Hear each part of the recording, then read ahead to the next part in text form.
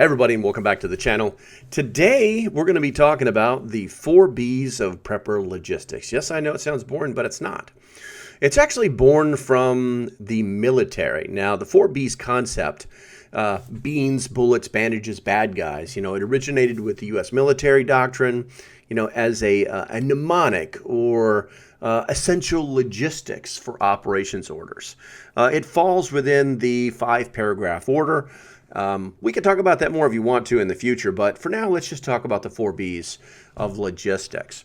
And, it ensures that it ensured in this order that the troops, they have sustenance, they have ammunition, they have medical support, and protocols for handling their adversaries. In the world of preppers who focus on self-reliance during crisis, or crises like natural disasters, economic collapse, or societal unrest.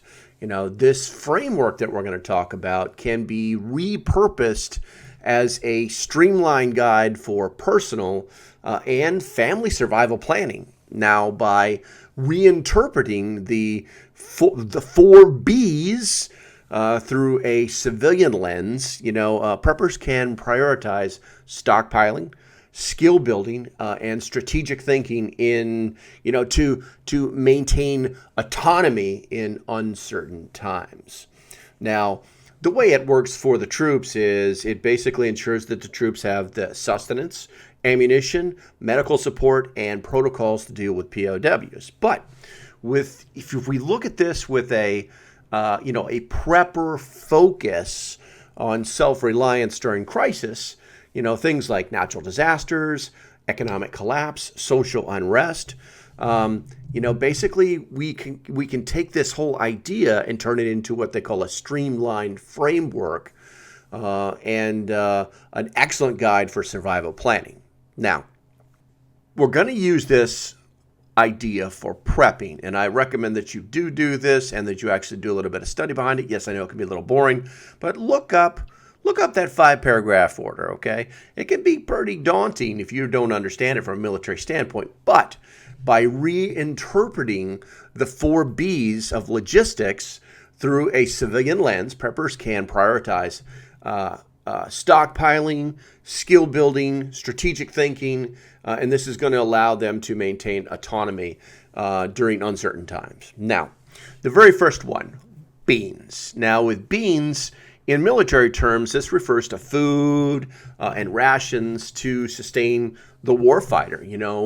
For preppers, this translates into long-term food storage, sustainable sourcing of that food, and obviously stockpiling non-perishable items like canned goods, rice, dehydrated meals, and this is going to form the core, of their preparedness or their food preparedness, aiming for at least 3 months supply per person. Now, beyond storage, preppers emphasize gardening, foraging, and water purification to create a renewable beans.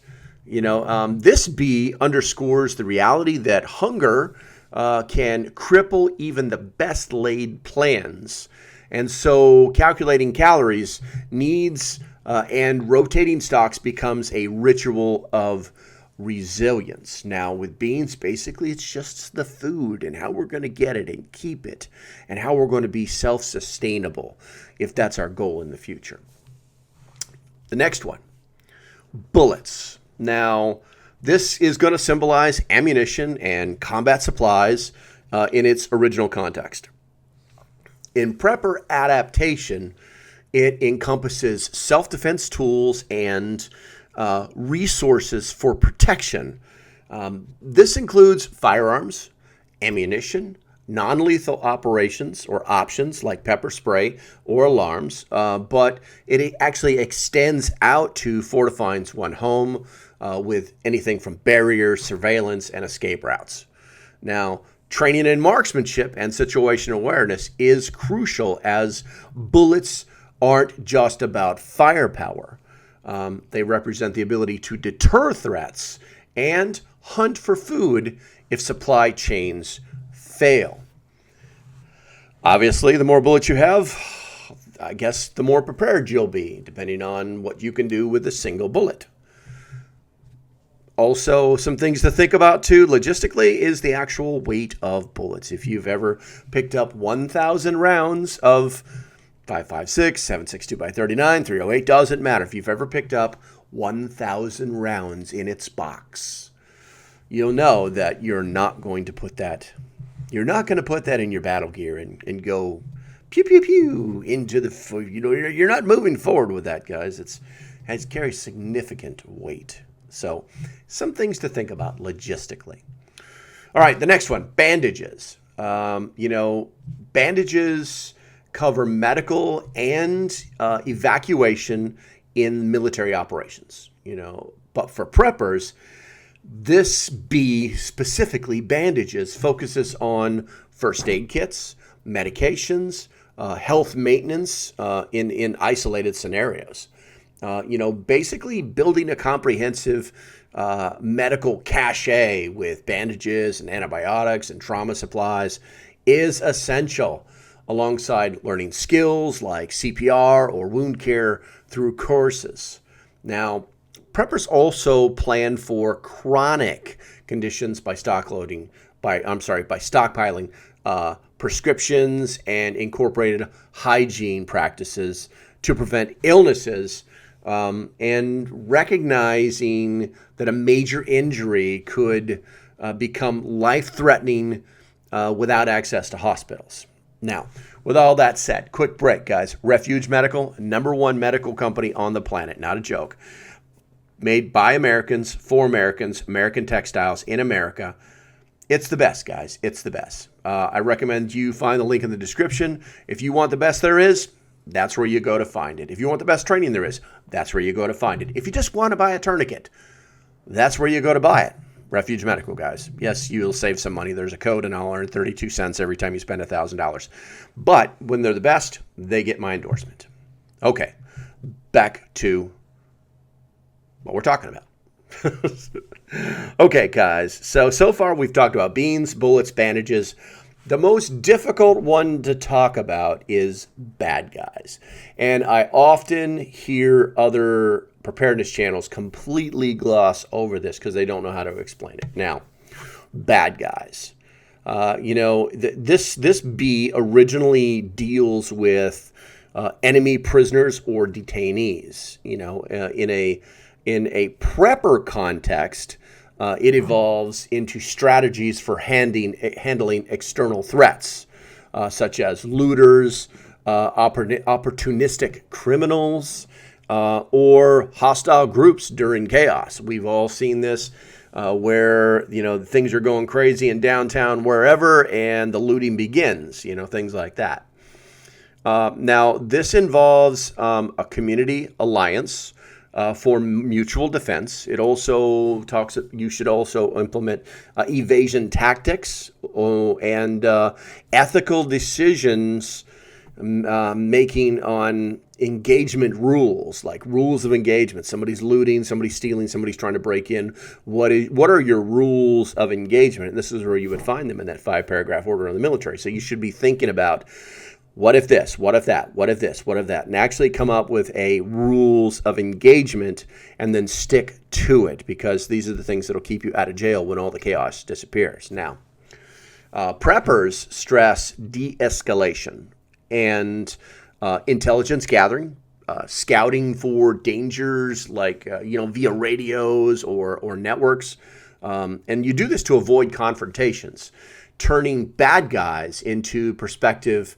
Or into a proactive mindset of threat assessment and conflict resolution.